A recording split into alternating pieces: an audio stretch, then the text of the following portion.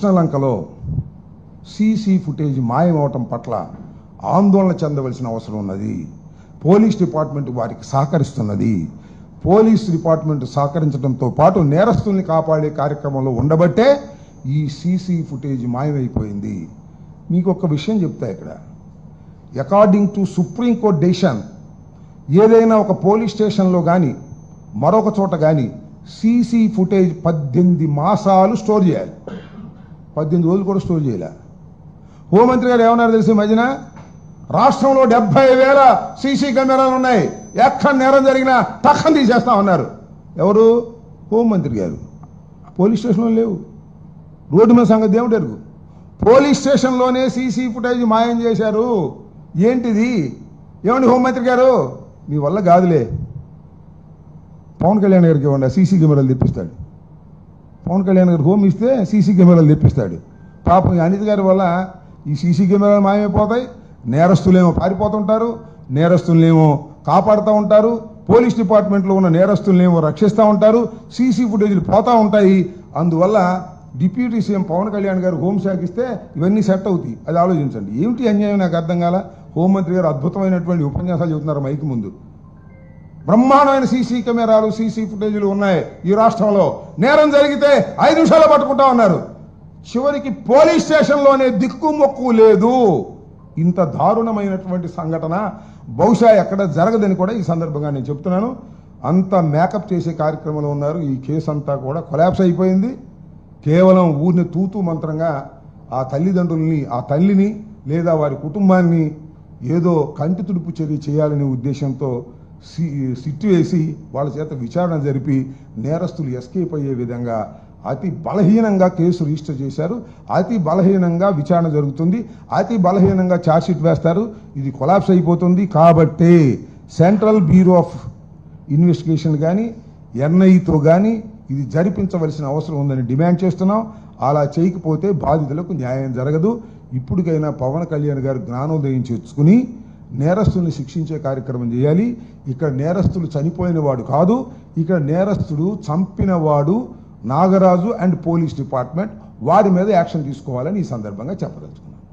కులాల మధ్య రెచ్చగొట్టే విధంగా వైకాపా నాయకులు ప్రయత్నాలు చేస్తున్నారని మనిషితో పాటు ఇతర జనసేన నాయకులు కూడా చెప్తున్నారు.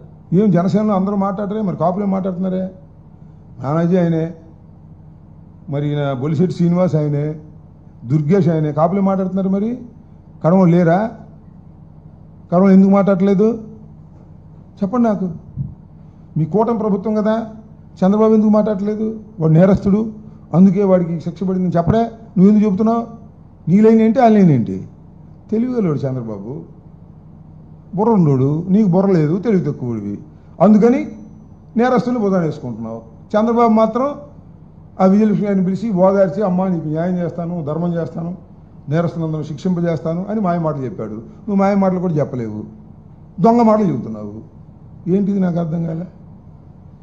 నేరస్తులు ఏ కులం వారైనా శిక్షించవలసిందే అంటే నేరస్తులు ఏ కులం వారైనా చంపేయాల్సిందేనా? ఏంటిది?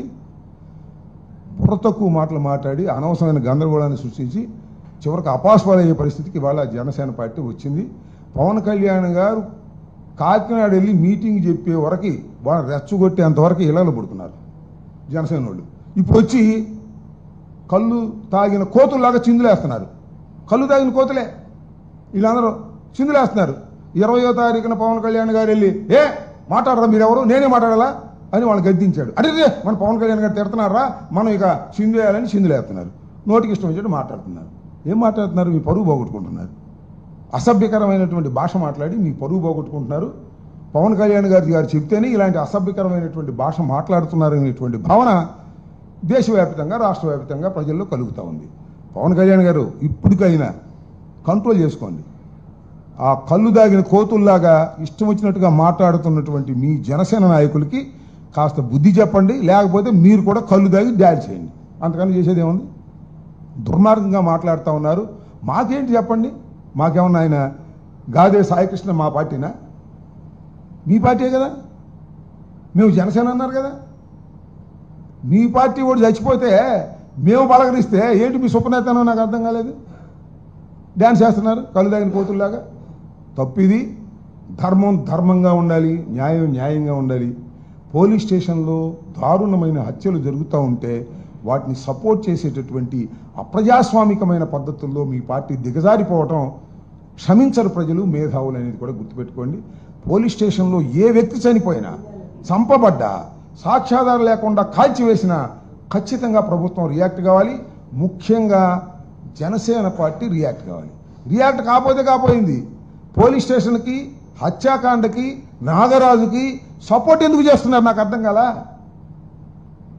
జనసేన నాయకులు అక్కడ కూర్చొని జిందాబాద్లో కొడుతున్నారు, నాగరాజు జిందాబాద్, నాగరాజుని అరెస్ట్ చేయడానికి ఇల్లేదని. ఏంటిది? ఎక్కడ పోతున్నారు మీరు? కొద్దిగా ఆలోచించుకోండి, ఆలోచించుకుని మాట్లాడండి.